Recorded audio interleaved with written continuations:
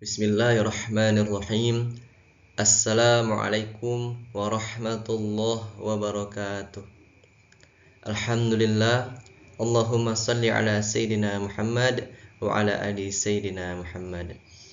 Bersyukur kepada Allah dengan mengucapkan Alhamdulillahi Rabbil Alamin, dan bersolawat kepada baginda Rasulullah dengan mengucapkan Allahumma salli ala Sayyidina Muhammad wa ala ali Sayyidina Muhammad.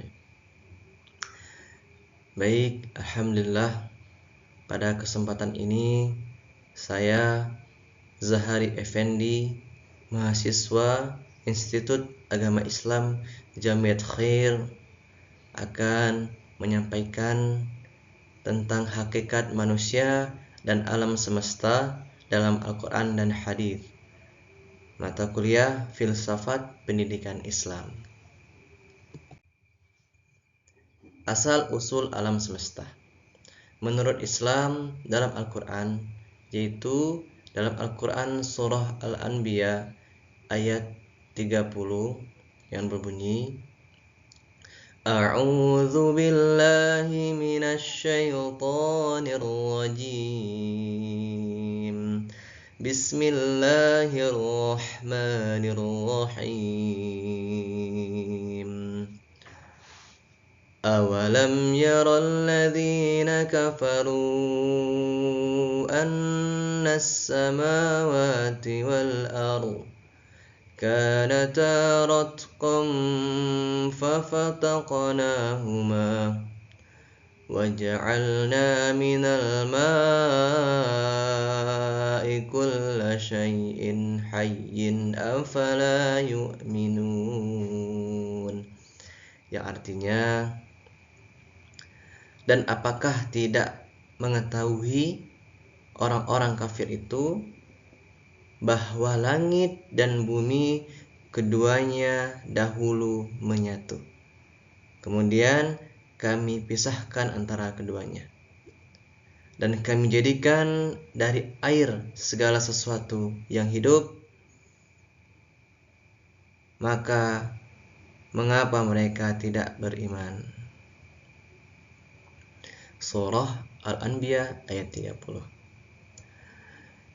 Lalu dalam surah Fussilat ayat 11 juga menjelaskan tentang asal-usul alam semesta. Begitu juga di surah Thaha ayat 6 dan juga surah As-Sajdah ayat 4. Baik, selanjutnya alam hayati. Alam hayati menurut Islam, alam dibagi menjadi 5. Yang pertama alam ajali, yaitu alam ruh. Yang kedua alam rahim. Yang ketiga alam dunia. Yang keempat alam barzah. Dan yang kelima alam akhirat. Alam ruh adalah fase pertama kehidupan manusia. Disinilah manusia itu berasal. Dan yang kedua alam rahim, yaitu alam kandungan. Alam kandungan ini adalah proses awal sebelum lahirnya sosok manusia yang baru. Yang ketiga, alam dunia adalah pertengahan dari 5 fase kehidupan manusia. Fase kehidupan yang paling menentukan kehidupan manusia.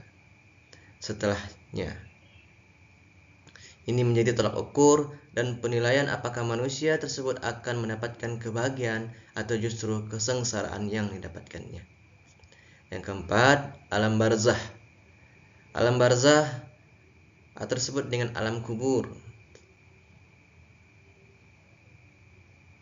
Adalah alam di mana manusia ditempatkan oleh Allah setelah mereka meninggal dunia. Dan yang terakhir, alam akhirat adalah pemberhentian terakhir dari perjalanan panjang kehidupan manusia.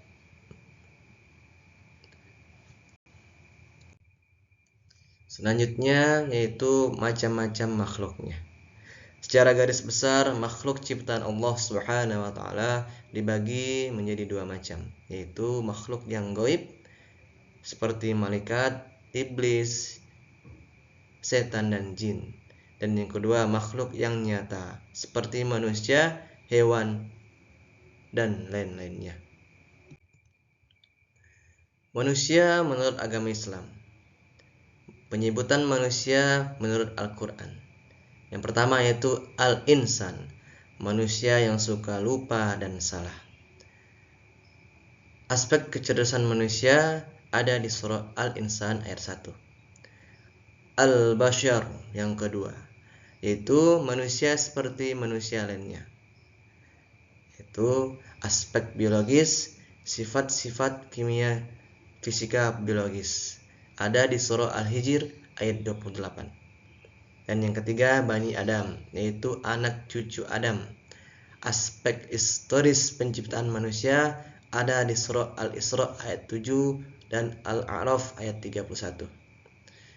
Dan yang keempat yaitu An-Nas, adalah manusia yang memiliki kekuasaan di surah Al-Baqarah ayat 21 dan di surah An-Nas.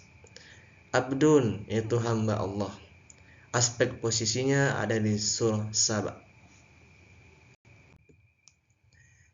Selanjutnya, asal-usul manusia.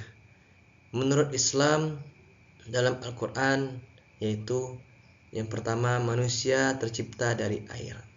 Yang kedua, dari tanah, dari sari pati tanah. Yang ketiga, dari tulang rusuk Nabi Adam, khusus untuk Siti Hawa, istrinya Nabi Adam. Yang keempat, secara reproduksi, manusia tercipta secara reproduksi. Manusia berasal dari tanah.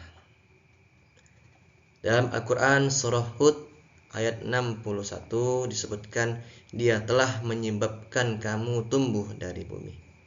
Dan juga di surah Al-Kahfi juga dijelaskan manusia berasal dari tanah ayat 37. Begitu juga dengan surah As-Saffat, Al-Hijr, dan juga As-Sajadah menjelaskan tentang manusia berasal dari tanah. Asal-usul manusia secara reproduksi terdapat dalam surah Al-Mu'minun ayat 12-14 secara singkat sebagai berikut. Yang pertama, diciptakan dari sari pati tanah, sulalatin min tin, lalu menjadi air mani, nutfah, yang disimpan di rahim, lalu menjadi segumpal darah, lalu diproses Allah SWT menjadikannya segumpal daging, lalu disusunlah tulang berulang, lalu dibungkus tulang belulang tersebut dalam daging, dan selanjutnya makhluk yang berbentuk lain atau janin, lalu lahirlah sebagai seorang bayi. Kriteria karakteristik manusia. Menurut Islam, manusia mempunyai karakteristik sebagai berikut.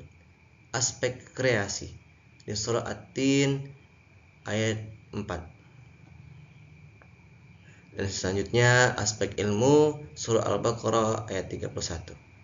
Yang ketiga, aspek kehendak di surah Al-Insan ayat 3. Dan yang keempat, pengarahan akhlak dalam hadis. Dalam hadis disebutkan bahwasanya sesungguhnya aku atau Rasulullah SAW diutus untuk menyempurnakan akhlak yang baik. Innama bu'ithtu liutammima salihal akhlak. Selanjutnya, misi dan fungsi manusia.